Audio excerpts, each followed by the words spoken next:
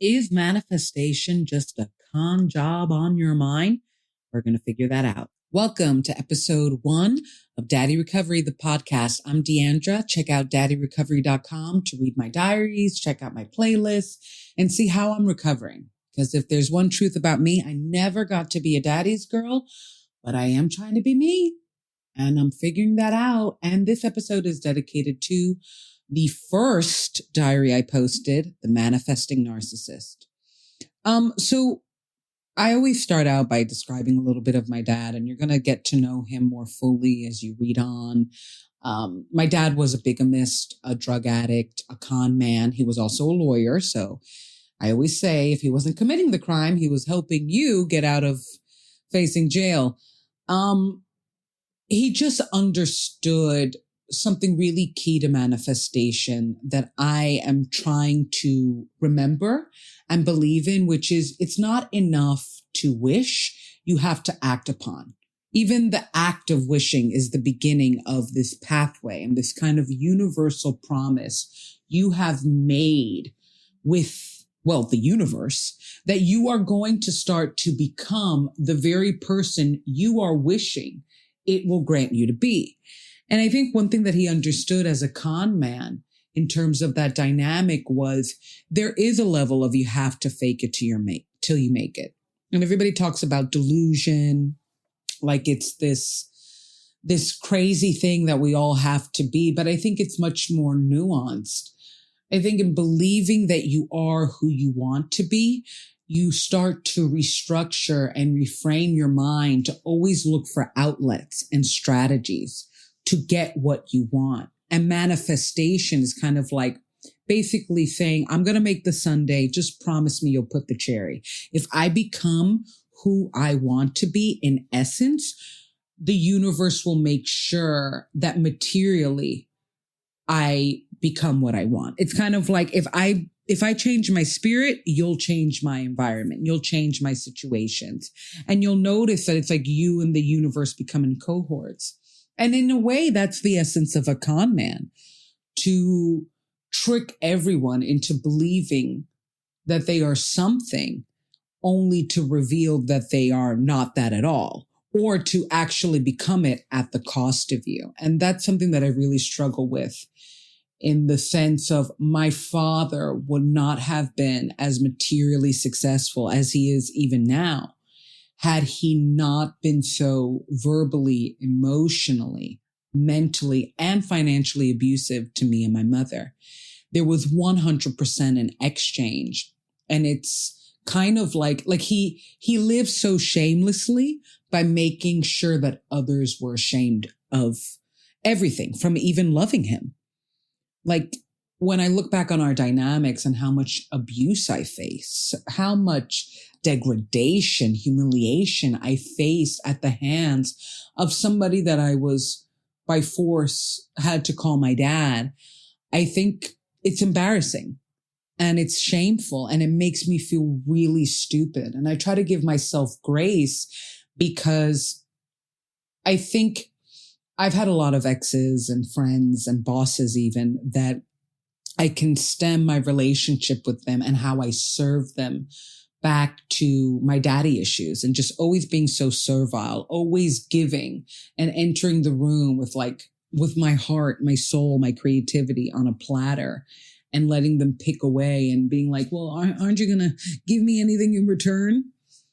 And that shame wound has manifested into a lot of aspects of my life. But this is about manifestation and how I think being a con man is like, I call it the manifesting narcissist.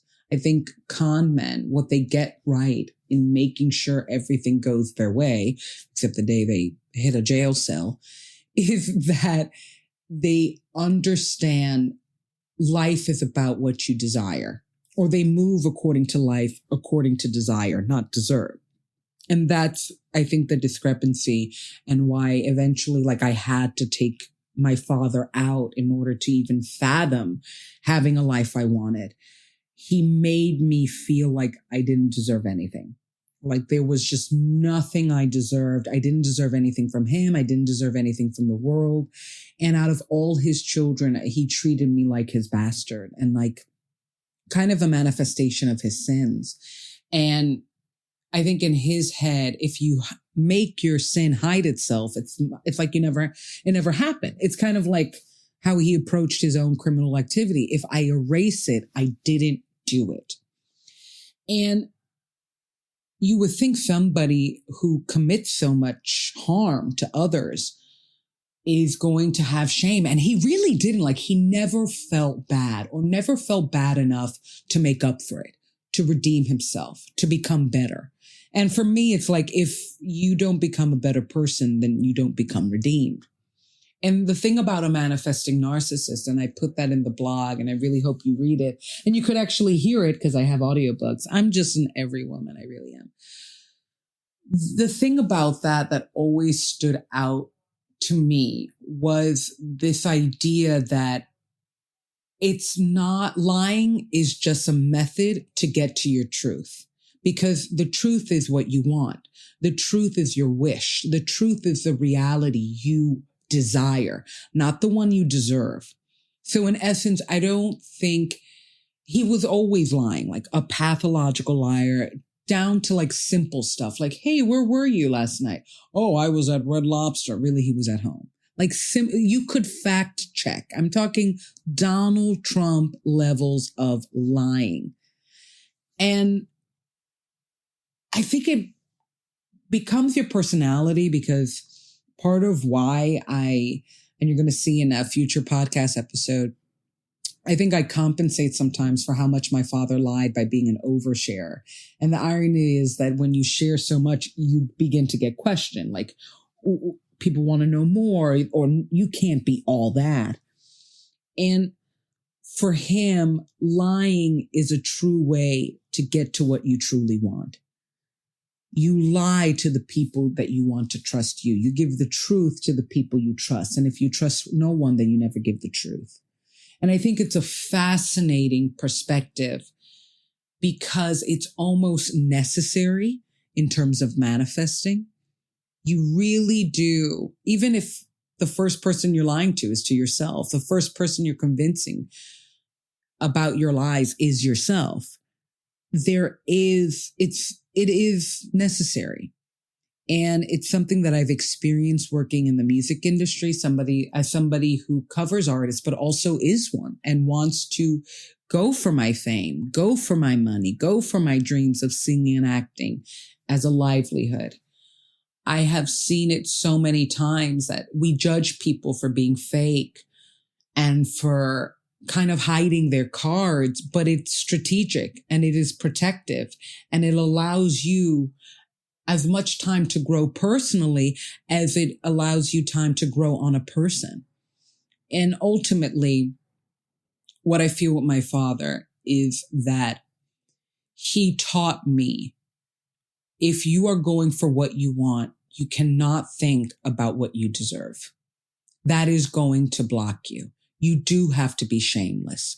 Now, whether or not you have to hurt people, obviously, I think when you go for what you want, inevitably you will hurt somebody who's jealous of you, somebody who doesn't want you to have, the grand prize.